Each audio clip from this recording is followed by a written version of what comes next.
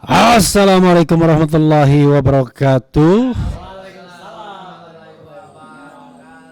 Sobat semuanya, kawan-kawan semuanya, kita mau ambil konten.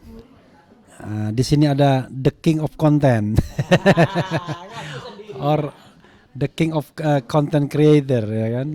Jadi kita akan membahas apa yang sudah tadi kita lakoni, yaitu pra peradilan yang ketiga, yang materi pokoknya adalah mengenai ganti rugi. Dan tadi menghadirkan ahli dari pihak termohon, seorang dekan dari Universitas Kristen Indonesia Fakultas Hukum, ya.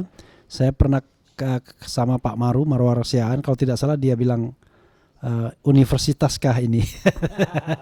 Tapi just bercanda ya, karena itu omongan Pak Maru yang kebetulan, Pak Marwar yang kebetulan memang dari UKI ya waktu itu. Banyak Mas. Banyak kayak gitu tuh. Oke, tapi jangan diterus-teruskan ya. Jadi saya cabut kembali omongan saya itu ya. Main-main mengingat kata-kata Pak Maru ya. Dan kita akan membahas bagaimana evaluasi ahli kemarin, ahli tadi, dan kemudian bagaimana prospek putusan nanti yang akan dibacakan Kamis. Ada satu perdebatan yang sebenarnya agak hot juga antara pemohon dan termohon, kita sama Polda Metro, yaitu soal eksistensi putusan pra peradilan sebelumnya. Yang memenangkan kita, nomor 99 yang memenangkan kita, bahwa penangkapan, kemudian penahanan dan sebelumnya penggeledahan itu dinyatakan tidak sah.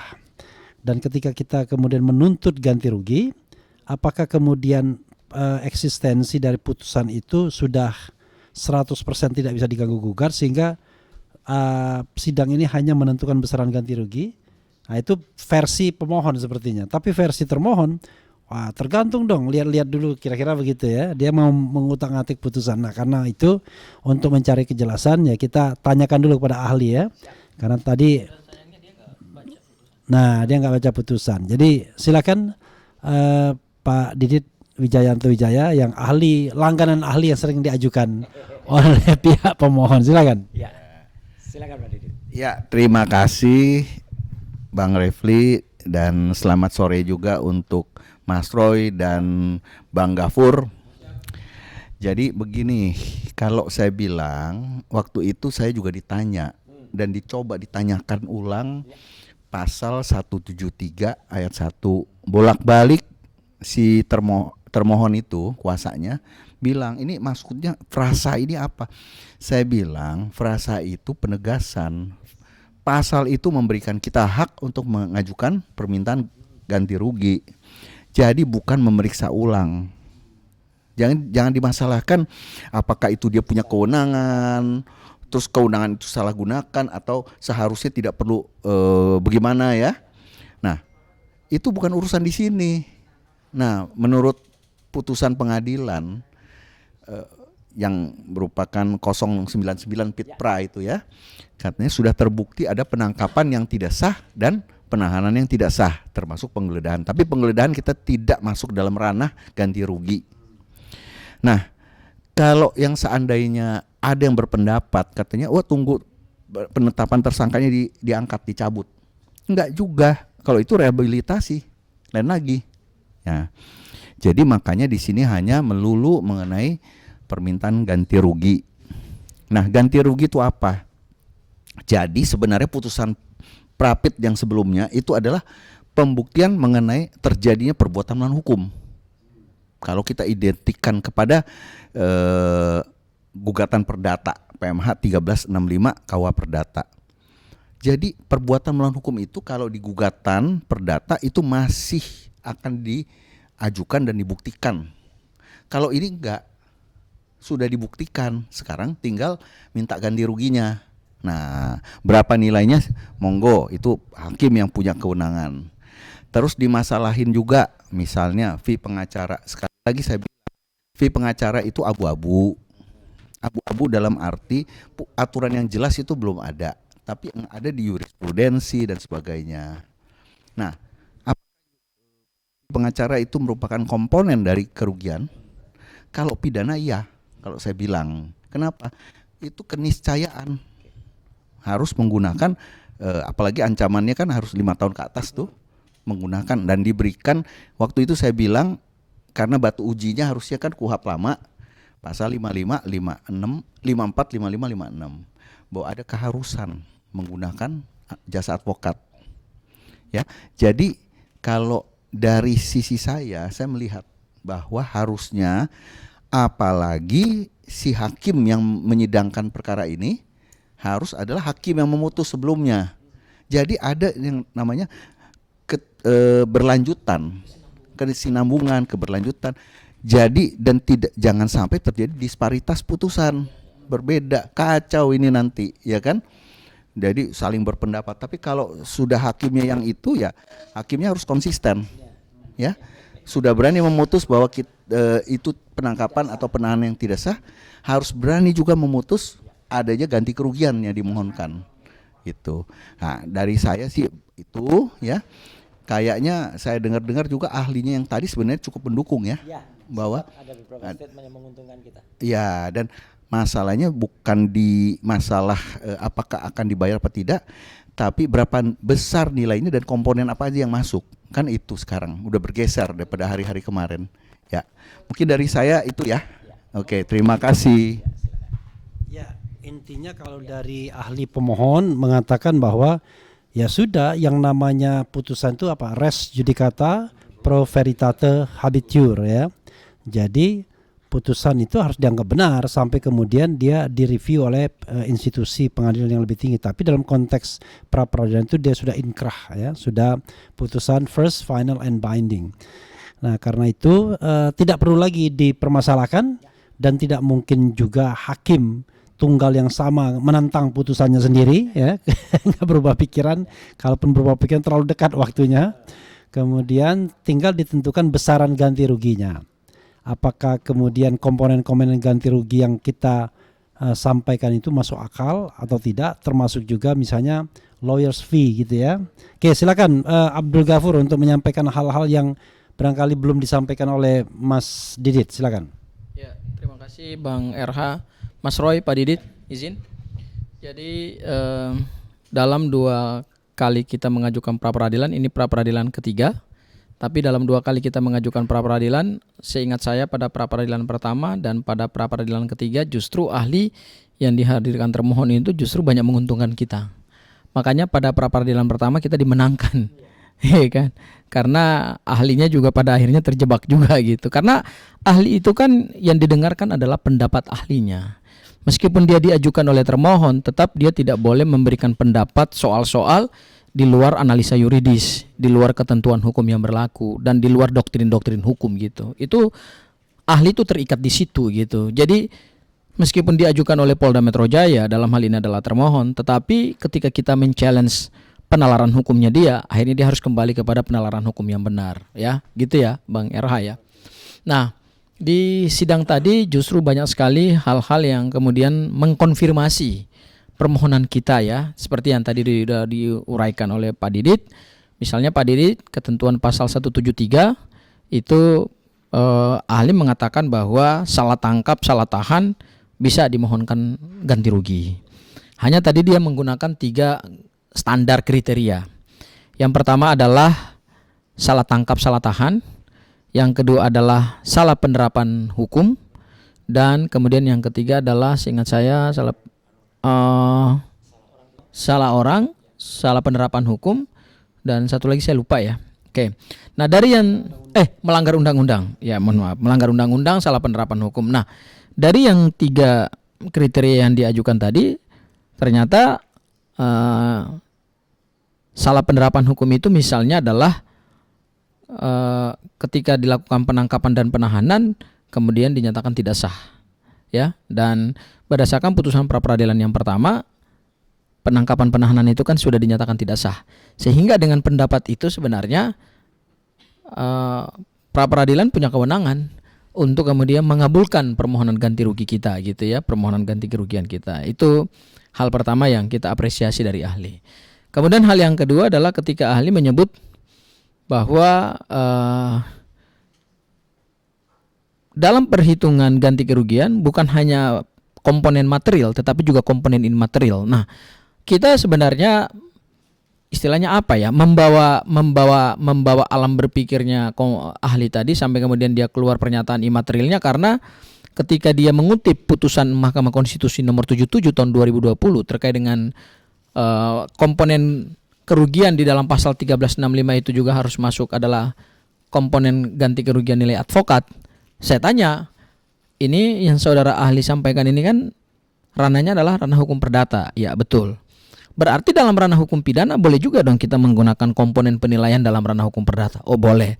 Apakah termasuk juga adalah imaterial? Boleh, itu dihitungkan gitu. Jadi disitulah poinnya masuk gitu loh. Disitulah poinnya masuk bahwa kerugian imaterial dalam hukum pidana itu bisa juga dimintakan karena berangkat dari praktek atau ketentuan hukum acara perdata dalam ketentuan pasal 316.5 BW. Nah, luar biasa ahli tadi. Kemudian yang ketiga, ahli tadi juga berpendapat bahwa putusan pra-peradilan yang pertama itu ternyata yang mengabulkan permohonan kita ternyata tidak pernah dia baca. Ya, itu lucunya di situ ya. Dan tadi kita challenge, kalau begitu berarti saudara ahli berpendapat berdasarkan putusan pengadilan atau berdasarkan asumsi. Nah, dia di situ tidak bisa menjawab, tapi kemudian tadi Mas Roy saya tegaskan bahwa pendapat Anda sudah dicatat ya oleh panitera ya. Artinya sudah menjadi fakta persidangan. Mudah-mudahan itu yang kemudian menjadi pertimbangan. Dan terakhir Pak Didit izin, mudah-mudahan pendapat Pak Didit itu sebetulnya sangat berkorelasi dengan pendapat ahli tadi. Hanya tadi memang pendapat ahli tadi seperti terjebak, berusaha untuk menguntungkan pihak termohon, tetapi nyatanya adalah dia juga tidak bisa juga, karena seorang ahli itu kan harus jujur terhadap keilmuannya gitu ya. Tidak bisa dia merekayasa undang-undang gitu. Pasalnya tertulis begitu, putusan pengadilan tertulis begitu, itulah yang kemudian harus mengikat pendapat ahlinya. Dan saya yakin mudah-mudahan kalau hakim pra-peradilan Pak siapa Mas Roy? Pak Ketut ya? Pak I Ketut itu punya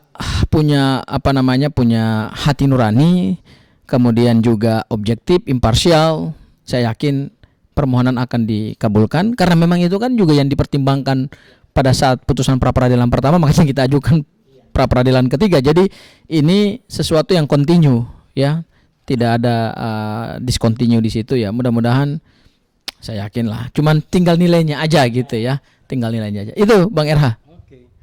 Iya, bahkan dia tadi mengatakan justru kalau ini pidana itu lebih bersifat imaterial katanya. Jadi eksistensi imaterial itu saya yakin karena dia nggak baca permohonan kan. Jadi dia pikir, wah ini jangan-jangan nggak ada gugatan atau tuntutan imaterialnya, ternyata kita ada. Jadi ya itulah, kalau pastikan pihak termohon kalau menghadirkan ahli suruh dia baca dulu putusan atau permohonannya, biar kemudian tidak misleading. Tadinya mau memperkuat malah memperlemah. Nah, Mas Roy, orang bilang propit. Propit ini sampai kapan ini propit ini ya? Ada yang keberapa gitu lagi? Silakan Mas. Baik, terima kasih Mas Refli, Mas Gafur dan juga Pak Didit. Jadi dari 3 kali pra-peradilan ini sebenarnya kita sudah bisa melihat ya, kita bisa belajar banyak karena ini adalah laboratorium hukum yang baru di Indonesia berdasarkan KUHP baru ya, dan KUHAP yang baru ya, KUHP dan KUHAP yang baru, dan terutama ini KUHAP yang baru ya dalam pra-peradilan ini. Karena dari 3 kali pra-per ini setidaknya kita sudah menguji 3 lawan 1 ya, ahli kita 1 ini ya, tapi luar biasa ya, membabat 3. Yang pertama Pak Aristo Pangaribuan ya, waktu itu bahkan beliau menyatakan bahwa surat itu penangkapan dan lain sebagainya itu suratnya adalah cacat formil. Waduh, itu kan telak, itu sangat telak. Jadi makanya kita menang. Yang kedua adalah Pak Erdianto Erlangga ya. Ya, itu sempat juga profesor itu menyatakan tidak ahli dan tidak memahami undang-undang ITE. Lah ini kan agak lucu, padahal yang kita mohonkan waktu itu adalah pasal 32 ayat 1. Ya, meskipun itu putusannya tidak masuk ke intinya, tapi malah hanya sekedar mengambil timingnya saja. Tapi kan ya itu agak disayangkan. Nah yang ketiga barusan adalah Pak Henry Henry Jayadi Pandiangan ya. Itu mengingatkan kita pada kata terakhirnya mereka pada Donald Pandiangan, pemanah yang luar biasa, Robin Hood-nya Indonesia. Kalau depan itu mengingatkan kita pada Profesor Henry Subiakto. Nah, gitu. Tengah-tengahnya mengingatkan kita pada tokoh survei, ya gitu, ya Pak Jayadianan. Nah, itu. Jadi namanya menarik. Tapi sekali lagi kita berterima kasih ya, Mas Refli, Mas Gafur dan juga Pak Didi terhadap ahli-ahli dari seberang itu. Karena apa? Sedikit banyak itu justru menguntungkan pihak kami gitu ya. Gitu. Karena apa? Karena dalam pra-peradilan terutama yang pertama, iya. Pendapat ahlinya sebenarnya menguntungkan. Lah makanya kan kita tunggu. Tadi pertanyaan Mas Refli, mau propit lah. Memang kita mau propit lagi. Iyalah hari Jumat. Besok itu setelah putusan hari Kamis ya, putusan propit yang ketiga. Kita hari Jumat itu sudah kemudian nanti muncul registernya ya. Sudah sidang pertama. Dan meskipun belum boleh dibocorkan, hari Jumat tuh kita memang sudah akan sidang. Ya gitu. Dan hari Kamis ternyata ada yang tidak jadi sidang. Lah itu apa itu? Nanti tunggu nanti itu satu pertanyaan saja. Kenapa hari Kamis ada yang tidak jadi sidang tapi mundur gitu ya? Mas Refli senyum-senyum aja. Ya gitu. Karena ada juga nanti yang ya nanti ya gitu. Saya masih masih disensor dulu. Nanti tunggu informasi lebih resmi. Karena ini akan heboh dalam dunia persilatan di Indonesia. Heboh. Nah, kalau teman-teman mau lihat, tonton di Roy Suryo Official dan juga silakan nanti dalam RH Channel dan juga AGS ya. Itu terima kasih untuk teman-teman di Mat Kampung ya, gitu. Itu saya tuliskan. Di situ saya putarkan kembali kalau teman-teman pengen lihat bagaimana suasana penculikan yang terjadi pada tanggal 19 Juni 2026 yang lalu. Ada lagunya. No. Ada lagunya ada. Titik wedus. Ada lagunya yaitu Junius Wedus. Apa yang kita yang menentukan. Kenapa Junius Wedus? Lahirnya bulan Juni dan sionya kambing. Itu artinya Junius Wedus. Jadi kalau sebelum penangkapan itu kan sang kaisar ya. Sang kaisar bertemu dengan aparat penegak hukum. Nah, ngatur-ngatur. Jadi makanya tonton saja film animasi menarik itu. Aslinya panjang 5 menit, itu ada di Mat Kampung. Sudah saya shortkan jadi 2 menit. Nah, tapi kita nggak akan bicara soal itu ya, tonton aja. Ya itu asik ya, animasinya pakai AI itu, Artificial Intelligence. Tapi gini, Mas Refli, Pak Didit dan juga Mas. Jadi ini sebenarnya sekali lagi kita tidak menyatakan bahwa ini kita memperpanjang. Enggak. Kita mengolor-olor, enggak. Ini kita benar-benar ya insya Allah kita mencoba menerapkan KUHAP yang baru. Dan, nah ini sebelum saya kembalikan ke Mas Refli ya. Bukan hanya kita yang menerapkan kayak gini. Nah itu Mas Refli, yang bocorin Mas Refli lah, yang punya legal standing. Jadi tidak tepat bilang mengolor-ngolor, tempatnya mengulur-ulur. Kalau mengolor-olor itu ya kendor berarti dia. Itu kolor. Ya, sobat semuanya ya. Tadi sudah satu putaran dan sekarang kita closing statement langsung ya. Setelah ini kita nanti ngambil tema lain itu soal lain ya. Oke, silakan dari Gafur dulu closing statementnya. Silakan. Ya kalau saya sih kalau mau dibocorkan alus-alus, yang pasti pra peradilan itu adalah hak seorang tersangka maupun seorang terdakwa ya. Ya, calon ya. Oke. Oh, terdakwa nggak boleh ya. Baik. Tapi pra peradilan itu bisa dimohonkan di tahap penyidikan maupun juga tahap penuntutan. Oke ya. Kemudian yang berikutnya lagi pasal 158 kan adalah hak seorang tersangka ya. Oke. Kemudian yang berikutnya lagi mungkin akan ada pejuang-pejuang lain juga yang mengajukan pilihan yang mengambil pilihan hukum, karena pra peradilan itu kan pilihan hukum ya Pak Didit ya, sifatnya fakultatif ya, boleh diambil boleh tidak, kebolehan bukan sesuatu yang wajib ya. Tapi ternyata Mas Roy akan ada pejuang-pejuang lain yang juga akan menempuh pilihan yang sama ya akan ada pejuang-pejuang lain. Tunggu saja siapa pejuangnya. pejuang lain ya. Oke. Sebenarnya saya masih mau agak mengaburkan ya dengan pejuang-pejuang, artinya kan berarti ternyata Mas Roy maunya langsung tegas gitu, pejuang lainnya gitu ya. Ya, pejuang lainnya apakah yang sudah ada di pengadilan ataukah yang masih belum ada di pengadilan, kita tunggu saja nanti. Ya, intinya akan makin seru pra peradilan ini. Dan dulunya Mas Roy, sebelum perkara ini muncul, mungkin banyak masyarakat yang nggak memahami apa itu lembaga pra peradilan. Ya, oke. Tapi justru dengan munculnya kasus ini, akhirnya tadi seperti yang Mas Roy sampaikan, ini adalah laboratorium hukum. Sehingga masyarakat juga akhirnya awareness juga, punya kepedulian juga terhadap lembaga pra peradilan sebagai lembaga check and balance terhadap proses penegakan hukum. Jadi yang diuji ini bukan pokok perkara, tapi yang diuji adalah cara penegakan hukumnya, ya. Dan yang terakhir, mudah-mudahan kita menangnya. Dan menangnya kita itu tidak dilihat dari nilai, tetapi pesan yang ingin kita kirim adalah dalam melakukan penegakan hukum, upaya paksa terutama penangkapan, penahanan, penggeledahan itu harus dilakukan secara hati-hati dan cermat. Kenapa? Karena di situ ada hak seorang tersangka, ada pengekangan terhadap kebebasan seseorang, sehingga ketika itu dilakukan secara tidak hati-hati berdasarkan dasar yuridis yang kuat, maka bukan hanya dibatalkan atau dinyatakan tidak sah, tetapi juga bisa dimintakan ganti rugi. Dan kalau semua tersangka minta ganti rugi, berapa nilai kerugian, berapa uang yang harus dikeluarkan oleh negara gitu? Ya, makanya ada batasnya, maksimal 100 dan kami mencapai maksimal 100.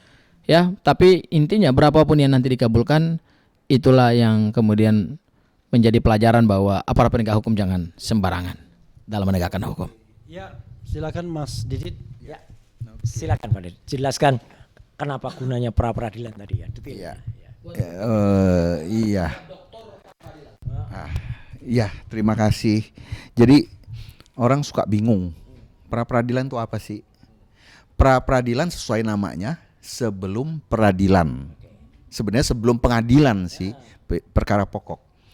Tapi peradilan itu dalam tingkat penyidikan itu sudah peradilan sebenarnya. Jadi sebenarnya kata-kata itu ada sedikit ambigu, ya, tidak tepat karena itu bukan pra peradilan. Pra pengadilan ya.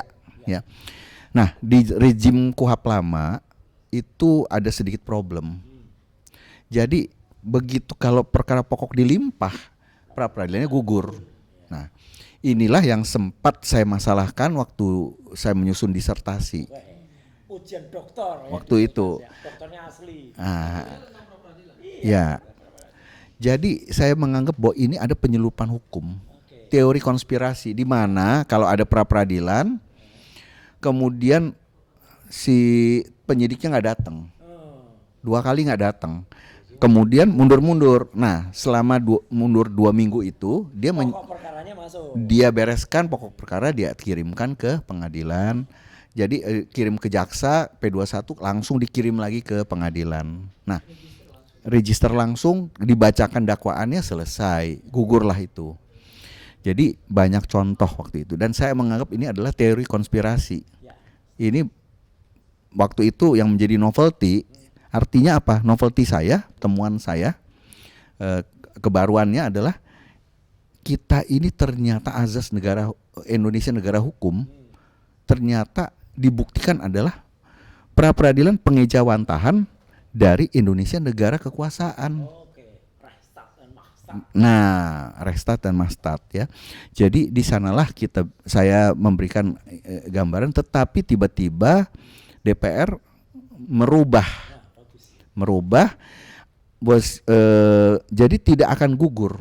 Mengubah kalau dalam KBBI. Oke, mengubah. Itu menjadi rubah katanya. Nah, kalau saya bilang merubah karena nanti saya panggang itu rubahnya. Nah, tapi yang pesan paling penting, kenapa saya juga enjoy dan menikmati sebagai ahli dalam perkara Mas Roy.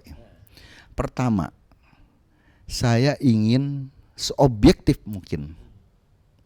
Kita sarjana hukum. Kita memaparkan hukum tanpa ada yang aling-aling. Nah, saya diajukan oleh Mas Roy. Mau nggak mau, artinya saya harus ahli yang menguntungkan Mas Roy. Mau nggak mau. Nah, tetapi karena objektivitas ternyata berpihak pada Mas Roy, maka saya harus berpihak pada objektivitas. Dan jadi bukan karena saya subjektif membela Mas Roy. Objektivitas itu berada pada pihak Mas Roy. Jadi itu sekali lagi, semoga perapit-perapit yang berikutnya tetap karena kita pakai logika hukum di sana. Ya, terima kasih. Oke. Oke, langsung. Ya, baik. Nah, beliau sudah membocorkan ya, gitu. Perapit-perapit selanjutnya. Saya tadi padahal baru cerita soal perapit yang keempat, besok Jumat. Lah kok ada perapit-perapit selanjutnya? Nah, itu nanti jawab sendiri. Itu satu soal perapit. Yang kedua, perapit ini tidak hanya kita lakukan, insya Allah tidak hanya di Jakarta. Tapi konsep perapit ini akan kita lakukan di Kalimantan Selatan. Nah, di mana itu? Tempat sahabat kita Babeh Aldo. Ya, jadi itu nanti akan heboh gempar. Mungkin pertama kalinya di Kalimantan Selatan penerapan pra peradilan dengan menggunakan KUHAP yang baru. Ahlinya siapa? Ya siapa lagi kalau bukan Pak Didit. Dokter Didit ini ahli. Luar biasa. Jadi ini bentuk penguatan kita, bentuk pembelaan kita. Ini pembelaan yang benar ya. Gak hanya teriak, oh kita bela Sakurp. Saya paling pokoknya, saya siap dipidana, siap di penjara 100 tahun. Lah kok siap di penjara gimana? Siap itu dibebaskan, bukan siap di penjara. Kok malah siap di penjara 100 tahun? Ngomong aja, ngemeng aja. Ya itu enggak kayak gitu ya. Dan yang ketiga, enggak tahu lah itu, saya enggak kenal kata Dokter Tifa itu yang belakangnya sedunia itu loh. Ya, itu. Dan yang ketiga yang ingin saya sampaikan adalah itu tadi bocorannya. Ya, kalau di sana ada perapit-perapit, kemudian di sini tadi Mas Gafur juga keceplosan bilang ada pejuang. Siapakah pejuang itu yang nanti akan juga melakukan perapit? Tunggu saja tanggal mainnya. Karena apa? Padahal kan katanya ada pertanyaan. Loh, kan sudah didakwa. Enggak. Beliau sudah tidak lagi terdakwa. Sudah diriset. Mundur lagi, restart. Siapakah itu? Nanti pokoknya teman-teman bisa tebak sendiri. Silakan komentar di bawah ini ya. Wah, saya ikut-ikut yang lain. Ikut-ikut ATI Garut. Itu ini ya. Itu. Ikut Mas Angga itu ya gitu. Jadi itulah ada bocoran ya. Jadi yang pertama soal perapit-perapit selanjutnya, yang kedua perapit di Kalimantan Selatan untuk Babeh Aldo ya, dan juga kemudian yang ketiga untuk pejuang yang akan perapit. Siapakah pejuang itu? Ya, silakan Mas Refli ya kan. Itu yang akan menutup, akan membuat closing. Ya. Kalau kita bicara restart itu ada restart simbolan. Itu salah satu kuasa hukum kita.